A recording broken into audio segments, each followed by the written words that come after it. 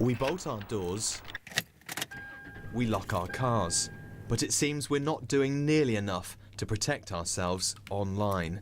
You don't need to spend much time among Christmas shoppers on Oxford Street to appreciate why cybercrime has become the most prolific offence in the UK.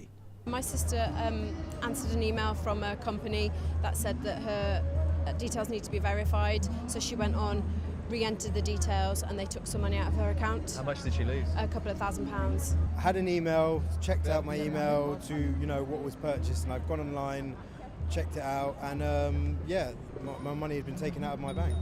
150 quid. My boyfriend, his bank account got hacked and it was all around the world, and they were using it to online shop, so buy trainers in America, Domino's in Brazil.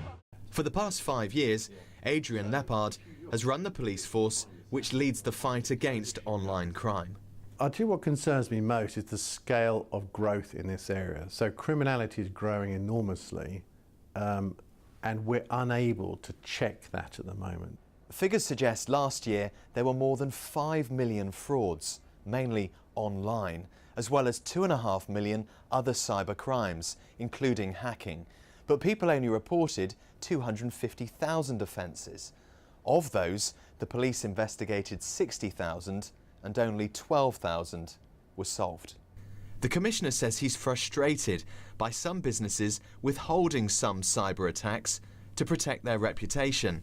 He says the government must take action. We need that information, so we do need it from the banks in particular, but there's no legal requirement for banks to report fraud to us at the moment. In the private sector are concerned about cybersecurity and are working with us, but we still need to think harder about how we, if you like, formalise that relationship to get the intelligence we need. The government told us it's already working effectively with the private sector, and that forcing companies to report cybercrime may mean they only share the bare minimum. Adrian Leppard claims 80% of all cyber scams could be prevented, but ultimately he says governments around the world must work together to defeat a type of crime which knows no boundaries. Beake, BBC London News.